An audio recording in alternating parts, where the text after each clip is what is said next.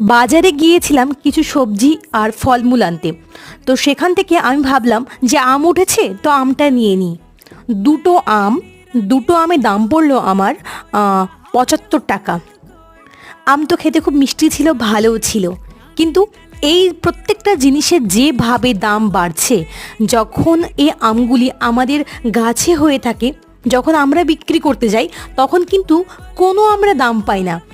কিন্তু আমাদের মাথার উপরে বড় বড় জায়গায় যারা বসে আছে, তারা যখন বাজারে এগুলো সেল করছে, তখন আমরা যখন কিনছি চড়া দামে কিনছি, কিন্তু আমরা যখন বিক্রি করছি, আমরা আমাদের পারিশ্রমিকটুকু ঠিকঠাক পাচ্ছি না।